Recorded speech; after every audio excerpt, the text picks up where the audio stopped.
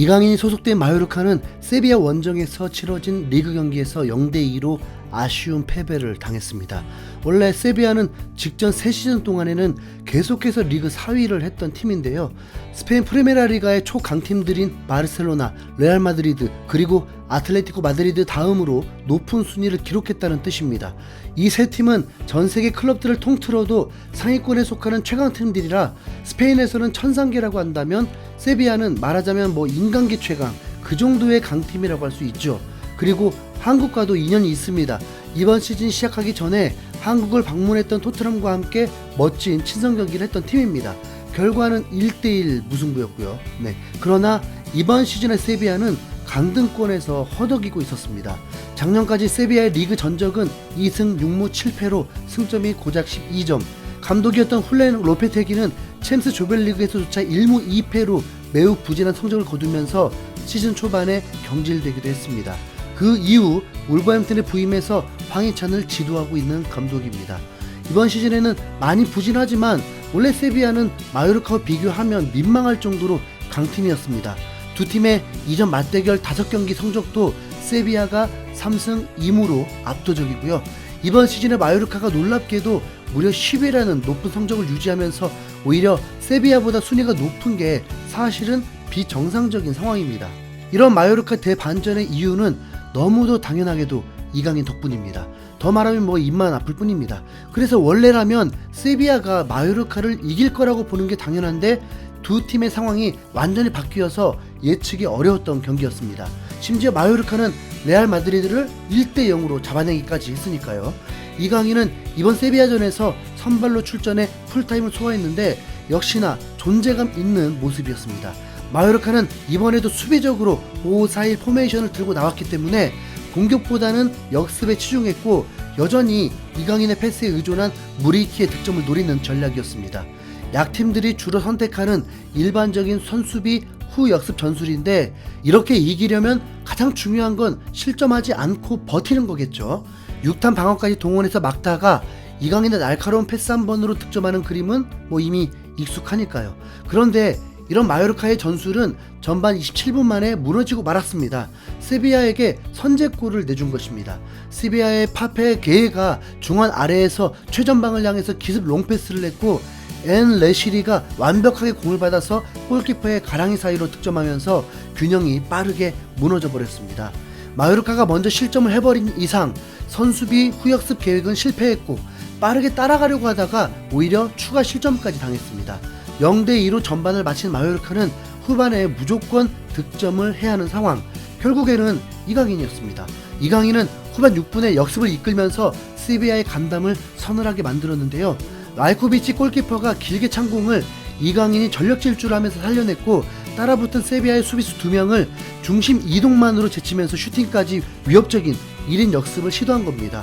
후방 침투부터 드리블 돌파, 슈팅까지 이강인 혼자서 만든 장면이었습니다.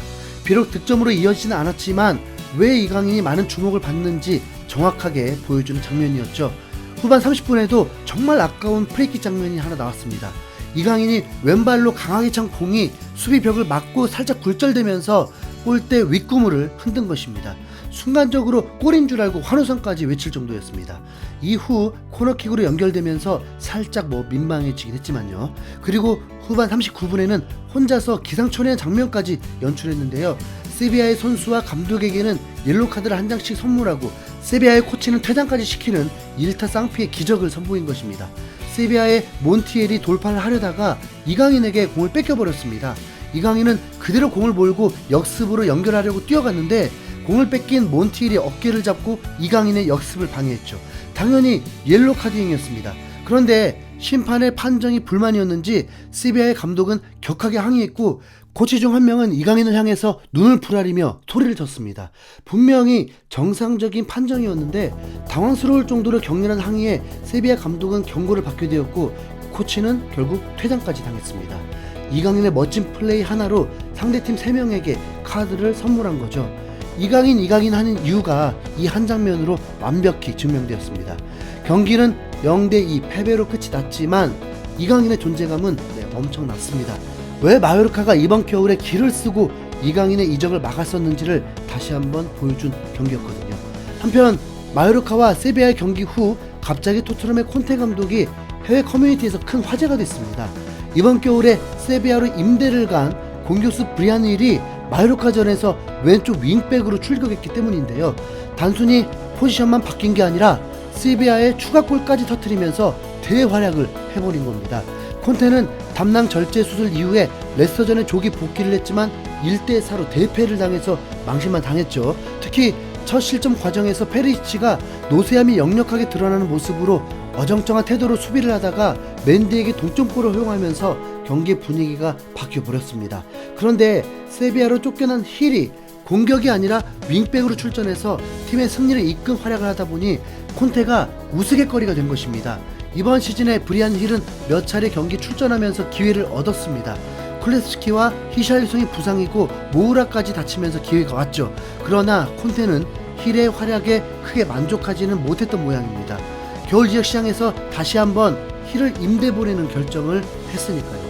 그리고 힐의 세비야 임대를 마지막으로 피파가 정해놓은 8명의 임대 제한이 가득 차버리게 되었습니다.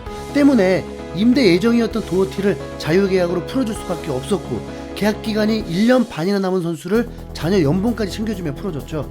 더 크게 화제가 안 됐을 뿐이지 이 정도면 참사라고 해도 충분한데요. 계속되는 페리시치 고집도 모자라서 세세뇽까지 부상을 당하면서 토트넘의 왼쪽 윙백은 절망 그 자체입니다. 그런데 임대를 간 힐이 세비야에서 공격수가 아닌 왼쪽 윙백으로 등장해서 풀타임을 소화한 것도 모자라서 득점까지 하는 맹활약을 펼쳤습니다. 게다가 평점 사이트인 풋몹에서는 힐에게 양팀 통틀어서 최고 평점을 주면서 경기의 MVP로 선정했습니다. 이 경기에서 가장 빛났다는 거죠. 콘테가 1년 넘게 토트넘에 있으면서 한 번도 생각해보지 못했던 걸 세비야는 한 달도 안 돼서 해버린 겁니다. 힐의 포지션을 윙백으로 바꾸다니 한 번도 생각해보지 못했던 참 기발한 활용법입니다. 물론 세비야가 마요르카에게 졌다면 무모한 시도였고 객기였겠지만 결과는 힐이 MVP급 활약으로 팀의 승리를 이끌었다는 거니까 무리수가 아니라 신의 한 수가 됐죠. 세비야의 산파울리 감독은 2016년에 콘테 감독과 함께 첼시 후임 감독으로 거론되었지만 결과는 아시다시피 콘테가 첼시로 가고 산파울리는 경쟁에서 밀렸습니다. 그런데 이번에는 힐의 활용법을 통해서 콘테에게 대굴욕을 선사했으니 일종의 복수에 성공한 셈인데요. 레스터 시티전에 조기 복귀해서 1대4 완패를 당한 것도 모자라서 전술적 역량에서 세비야 감독에게 밀려 완전 쭈구리가 된 콘테 감독. 이제는 떠날 때가 온 것 같습니다. 현지 팬들도 목소리를 점점 높이고 있습니다. 콘테가 힐을 왼쪽 윙백으로 기용했으면 어땠을까요? 세비야의 승리가 부럽네요. 자, 오늘 영상 여기까지 하겠습니다. 여러분 잊지 말고 좋아요와 댓글 주시면 다음 영상 제작이 더 빨라질 수 있습니다. 자, 부탁드립니다. 이상 흰수염고래였습니다. 감사합니다.